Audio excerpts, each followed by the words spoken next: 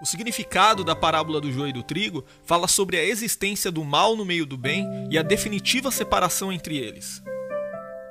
Na parábola, Jesus disse que o reino dos céus é como um homem que semeou boa semente em seu campo. Mas enquanto todos dormiam, veio seu inimigo e semeou o joio no meio do trigo e foi embora. Quando o trigo brotou e formou espigas, o joio também apareceu. Os servos do dono do campo dirigiram-se a ele e disseram: "O senhor não semeou boa semente em seu campo? Então de onde veio o joio?" "Um inimigo fez isso", respondeu ele. Os servos lhe perguntaram: "O senhor quer que vamos retirá-lo?" Então ele respondeu: "Não, porque ao tirar o joio, vocês poderão arrancar com ele o trigo."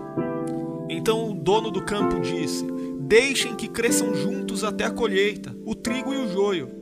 Então direi aos encarregados da colheita: juntem primeiro o joio e amarrem-no em feixes para ser queimado. Depois juntem o trigo e guardem-no no meu celeiro."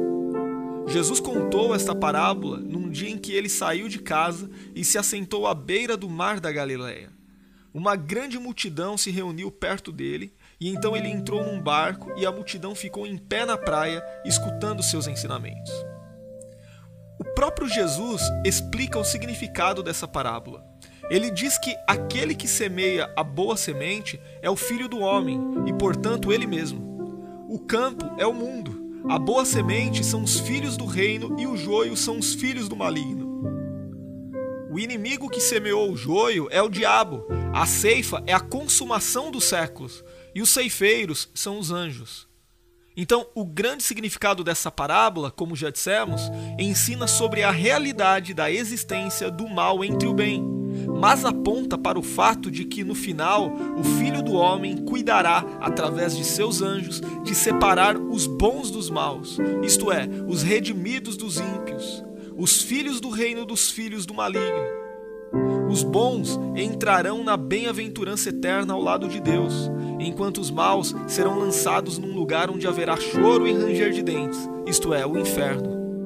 É importante saber que, apesar de Jesus ter contado esta parábola a uma grande multidão, sua explicação foi dada apenas aos discípulos. Aqui nós podemos pensar em algo muito importante. Satanás se empenha em falsificar a mensagem do Evangelho, de modo que seus representantes se misturam no meio do verdadeiro povo de Deus. Aqueles que professam o falso Evangelho e servem como agentes de Satanás se parecem com trigo, mas na realidade são ervas daninhas. Por mais que o joio cresça no meio do trigo, essa aparente união não será definitiva. Por ocasião do juízo, os filhos de Deus e os filhos do diabo serão permanentemente separados. Se você quiser saber mais sobre as parábolas de Jesus e entender o significado de cada parábola, na descrição deixaremos alguns links de materiais de apoio para você.